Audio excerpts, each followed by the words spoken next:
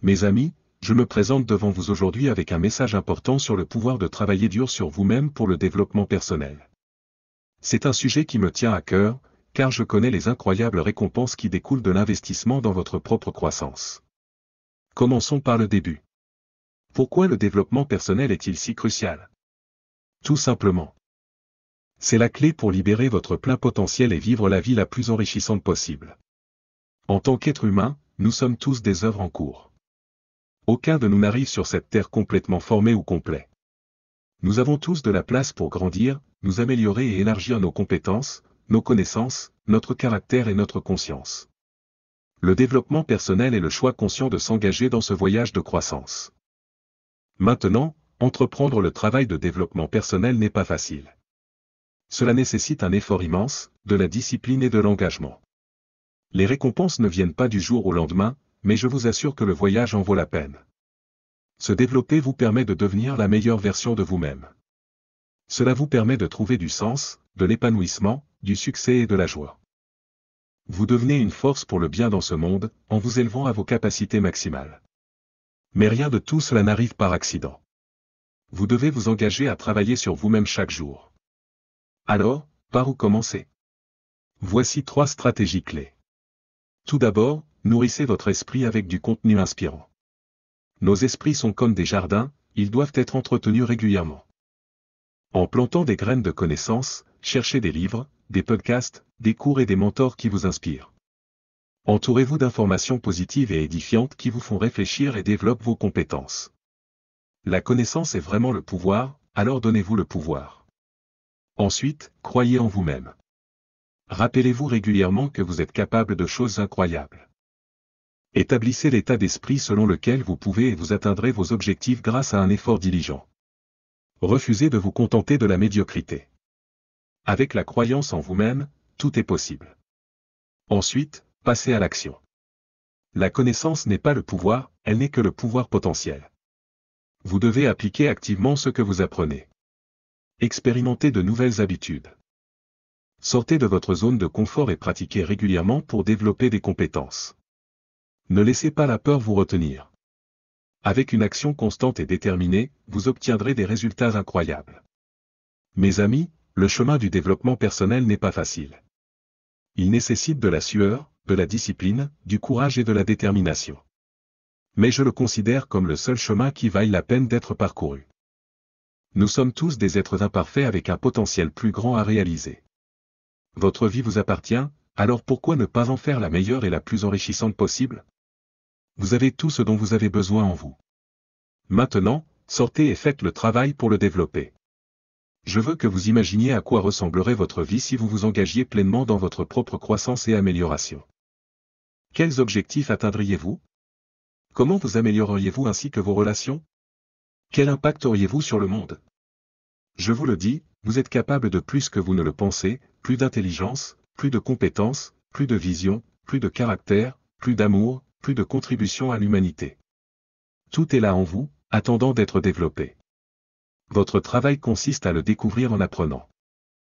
En pratiquant, en réfléchissant, en vous étirant, en vous mettant au défi et en ne perdant jamais confiance en votre capacité à grandir. Restez affamé de développement personnel. Faites-en une pratique quotidienne aussi importante que manger et dormir. Nourrissez votre esprit, croyez en vous-même, passez à l'action. Faites cela de manière constante pendant des mois et des années, et des choses extraordinaires se produiront dans votre vie. Je veux cela non seulement pour vous, mais pour toutes les personnes partout. Je crois qu'une des solutions majeures aux problèmes du monde est que davantage d'individus prennent la responsabilité de leur propre développement. En vous développant, vous finissez par faire la plus grande contribution aux autres. En renforçant vos capacités, vous êtes capable de mieux servir votre famille, votre communauté et le monde. Dévouez-vous au travail de croissance personnelle avec une concentration laser. Faites tout ce qu'il faut pour devenir la personne que vous êtes censé être. Lisez des livres, suivez des cours, apprenez des compétences, développez des habitudes. Ne laissez pas votre lumière rester faible, faites-en une flamme ardente. Vous avez un destin à accomplir, honorez-le en développant toutes vos capacités. Je vous promets, les récompenses du développement personnel sont incomparables, un vrai succès, l'épanouissement, la paix intérieure. Elles viennent lorsque vous vous engagez à vous améliorer chaque jour. Cela prendra du temps et des efforts constants, mais le voyage est joyeux lorsque vous vous rappelez combien vous grandissez. Vous assistez à votre propre épanouissement, devenant ce que vous êtes né pour être. C'est ce que j'appelle vivre. Ce qui m'amène à mon dernier point, la connaissance. La connaissance est la porte d'accès au pouvoir personnel. Plus vous savez, plus vous pouvez accomplir. Maintenant, imaginez avoir accès à la sagesse accumulée de certains des plus grands esprits de l'histoire. C'est le cadeau que les livres offrent. Ils sont comme des coffres au trésor remplis d'aperçus, de stratégies et de leçons qui peuvent accélérer votre voyage vers le succès. Les livres sont des mentors qui transcendent le temps et l'espace. Ils nous offrent la possibilité d'apprendre des expériences des autres, de nous tenir sur les épaules de géants. Vous n'avez pas besoin de réinventer la roue, vous pouvez exploiter les connaissances et les idées capturées dans les pages d'un livre. Que ce soit en affaires, en leadership, en développement personnel, ou dans tout autre domaine de la vie, il y a un livre qui peut servir de guide. Lire vous permet de marcher sur les traces de ceux qui ont réalisé ce que vous aspirez à réaliser. C'est comme avoir un mentor personnel murmurant des mots de sagesse directement à votre oreille. Les leçons tirées des triomphes et des épreuves des autres deviennent les vôtres, façonnant votre perspective et influençant vos décisions. Dans le monde de la croissance personnelle, les livres sont des mentors incomparables qui offrent guidance et inspiration. Parlons maintenant de l'impact de l'habitude de lecture sur votre état d'esprit. Votre état d'esprit est la lentille à travers laquelle vous voyez le monde, et il détermine les actions que vous entreprenez. Les livres ont le pouvoir de transformer votre état d'esprit en vous exposant à de nouvelles idées, en remettant en question vos croyances et en élargissant votre compréhension. En vous plongeant dans les pensées de grands penseurs et visionnaires, vous ouvrez votre esprit à des possibilités et des perspectives qui peuvent élever votre pensée à de nouveaux sommets. Lire est un voyage d'apprentissage continu. Le monde évolue à un rythme rapide, et ceux qui restent en avance sont ceux qui s'engagent dans l'apprentissage continu. Les livres sont le moyen le plus accessible et le plus efficace d'acquérir des connaissances.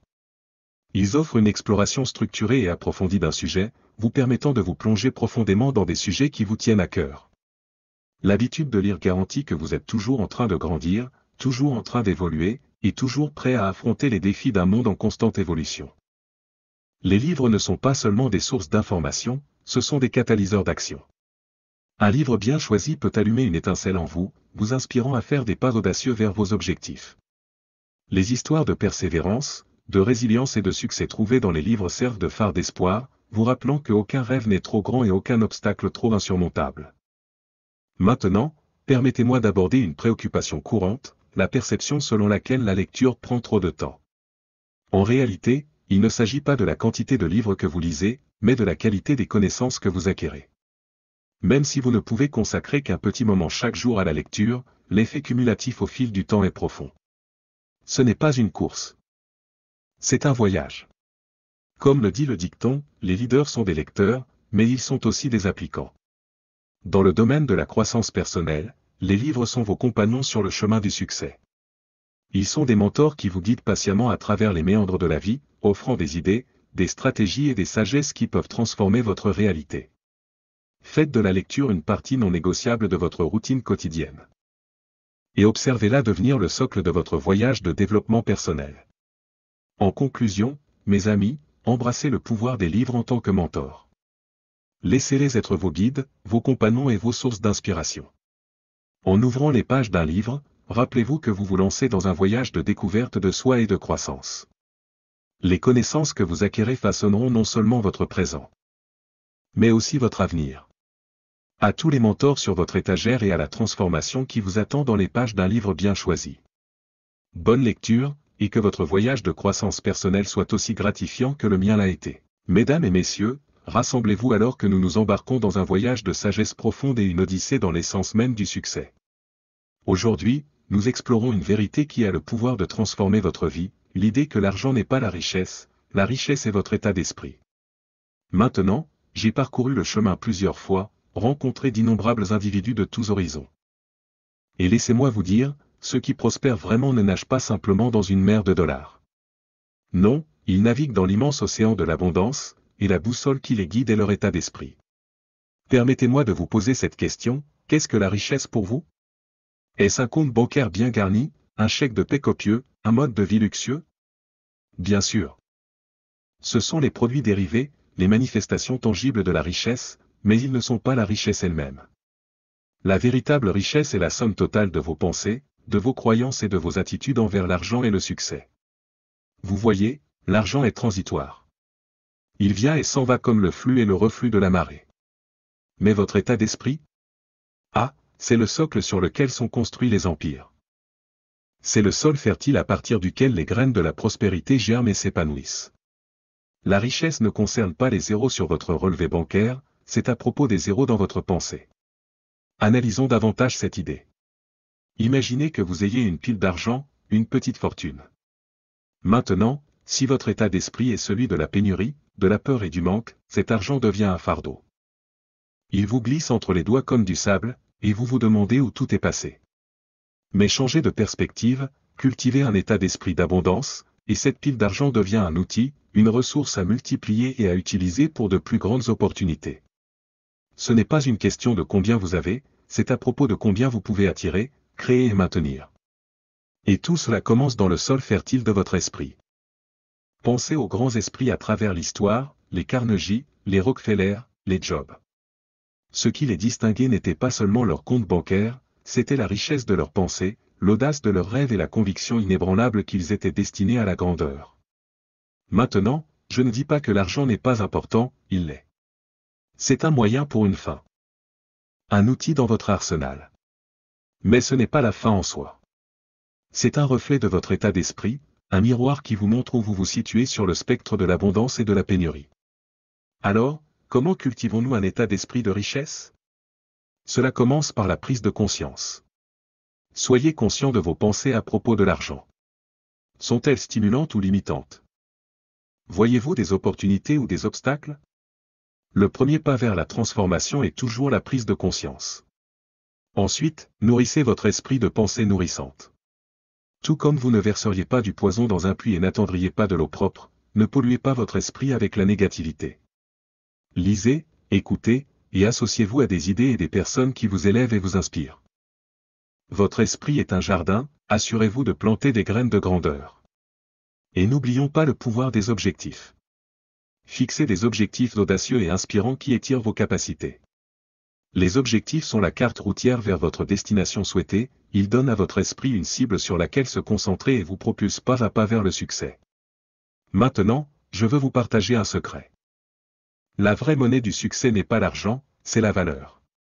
Plus vous pouvez apporter de la valeur au monde, plus l'abondance afflue vers vous. Concentrez-vous sur devenir une personne de valeur, quelqu'un qui résout les problèmes, comble les besoins et laisse un impact positif. L'argent suivra. Dans la grande tapisserie de la vie, l'argent n'est qu'un fil, ce n'est pas toute l'image. La vraie richesse est le chef-d'œuvre tissé par votre état d'esprit, votre caractère et votre contribution au monde. Alors, mes amis, tandis que vous parcourez les royaumes du succès, souvenez-vous de ceci, l'argent n'est pas la richesse est votre état d'esprit. Cultivez un état d'esprit d'abondance, semez les graines de la grandeur, et observez la récolte de la prospérité se déployer devant vous. Le monde est abondant, et vous aussi. Embrassez l'état d'esprit de la richesse, et laissez la symphonie du succès résonner dans le grand théâtre de votre vie. Mesdames et messieurs, je souhaite vous parler aujourd'hui d'un sujet qui concerne chacun d'entre nous à un moment donné de notre vie, la procrastination. C'est un ennemi silencieux qui s'insinue furtivement dans nos vies, nous privant de notre temps, de notre potentiel et, finalement, de notre tranquillité d'esprit. Aujourd'hui, je veux mettre en lumière comment la procrastination conduit à une vie stressante et ce que nous pouvons faire pour surmonter cette habitude néfaste. Vous voyez, la procrastination est bien plus que le simple retardement des tâches, c'est le retardement de nos rêves, de nos ambitions et de notre réussite. C'est le voleur de temps et d'opportunités, le saboteur du progrès et le destructeur du potentiel. Lorsque nous remettons à plus tard des tâches importantes, nous nous créons du stress inutile. Nous permettons à nos listes de choses à faire de s'accumuler. Au délai de peser sur nous, et au poids des tâches inachevées de peser sur nos épaules. La nature insidieuse de la procrastination réside dans sa capacité à se déguiser en une indulgence inoffensive, quelques minutes de navigation sur les réseaux sociaux, un autre épisode de notre émission de télévision préférée, ou juste une tasse de café de plus avant de se mettre au travail. Mais ne vous méprenez pas. Ces moments de retard apparemment innocents s'accumulent en heures, en jours, voire en années d'opportunités gaspillées. Pensez Y, combien de fois avez-vous dit, je le ferai plus tard, ou je commencerai demain? Chaque fois que nous procrastinons, nous échangeons le moment présent, qui est notre bien le plus précieux, contre un sentiment de confort éphémère. Mais ce confort est de courte durée car, en arrière-plan, le stress commence à s'accumuler. Il guette dans l'ombre, attendant de bondir lorsque les délais approchent, que les tâches restent incomplètes et que les opportunités s'échappent. La procrastination crée un cycle de stress, l'anxiété liée au travail inachevé, la culpabilité liée au temps perdu et la pression des délais imminents. Elle affecte notre bien-être mental, épuise notre énergie et nous laisse dépasser. Le stress de la procrastination n'affecte pas seulement notre productivité, il s'infiltre également dans notre vie personnelle, tendant les relations et entravant notre capacité à profiter des moments de loisirs et de détente. Mais voici la bonne nouvelle, nous avons le pouvoir de nous libérer des chaînes de la procrastination et d'atténuer le stress qu'elle apporte dans nos vies. Cela commence par un changement de mentalité et un engagement à passer à l'action. Premièrement, nous devons reconnaître que la procrastination est une habitude qui peut être brisée. La prise de conscience est la première étape vers le changement. Prenez un moment pour réfléchir à vos schémas de procrastination, identifiez les tâches ou les situations qui déclenchent ce comportement et travaillez consciemment à les surmonter. Deuxièmement, définissez des objectifs clairs et hiérarchisez vos tâches. Divisez vos objectifs en étapes plus petites et gérables, élaborez un plan d'action et fixez des délais spécifiques pour chaque tâche. De cette façon, vous aurez une feuille de route qui guide vos actions et réduit les possibilités de procrastination. Troisièmement, embrassez le pouvoir de la discipline et de l'autocontrôle. Comprenez que la motivation n'est pas toujours présente, mais que la discipline est ce qui vous permet d'avancer. Entraînez-vous à passer à l'action même lorsque vous n'en avez pas envie. Rappelez-vous, ce sont les petits pas, pris de manière cohérente chaque jour, qui mènent à des réalisations monumentales. De plus, apprenez à surmonter le perfectionnisme et la peur de l'échec. Souvent, nous procrastinons parce que nous craignons de ne pas atteindre nos propres normes élevées ou de faire face à la possibilité d'échec. Acceptez l'idée que le progrès est plus important que la perfection. Autorisez-vous à apprendre et à grandir de vos erreurs plutôt que de laisser la peur de l'échec vous paralyser dans l'inaction. Un autre aspect crucial est la responsabilité. Partagez vos objectifs et vos engagements avec quelqu'un en qui vous avez confiance, un ami, un mentor ou un collègue bienveillant. Être tenu responsable peut fournir la motivation et l'encouragement nécessaires pour rester sur la bonne voie et éviter la procrastination. De plus, pratiquez la pleine conscience et la gestion du temps. Soyez présent dans l'instant présent et concentrez-vous sur la tâche en cours. Évitez les distractions et gérez votre temps judicieusement. Réservez des périodes dédiées au travail et aux loisirs, assurant un équilibre qui prévient l'épuisement professionnel et la procrastination. Célébrez vos victoires, aussi petites soient-elles. Reconnaître et récompenser chaque étape franchie vers la surmontée de la procrastination. Le renforcement positif renforce le comportement positif. Maintenant, parlons du lien entre l'élimination de la procrastination et la réalisation de la richesse financière. Ce n'est pas simplement une connexion occasionnelle, c'est un lien indissoluble, une vérité fondamentale qui a résisté à l'épreuve du temps. Dans la recherche de la richesse, chaque instant compte. Le temps est la monnaie que nous échangeons contre le succès, et la procrastination gaspille cette ressource précieuse.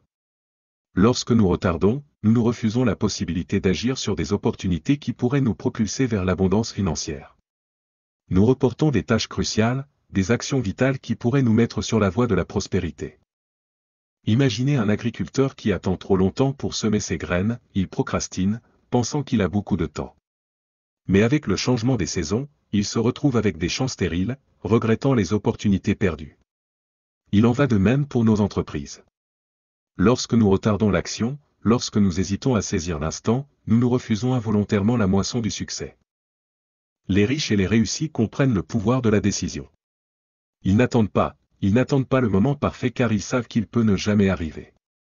Ils embrassent l'action, ils embrassent l'urgence, et ils comprennent que le temps perdu est une opportunité perdue. En conclusion, éliminer la procrastination n'est pas simplement un choix, c'est un engagement envers vos rêves, vos aspirations et votre bien-être financier. Il s'agit de prendre le contrôle de votre destin et de refuser de laisser la procrastination être l'architecte de votre avenir. Rappelez-vous, le chemin vers la richesse financière est pavé d'action, pas d'hésitation. Le temps presse, et chaque moment perdu à cause de la procrastination est une opportunité manquée. Saisissez le jour, prenez en charge vos actions. Et observez comment l'élimination de la procrastination devient le catalyseur de votre abondance financière.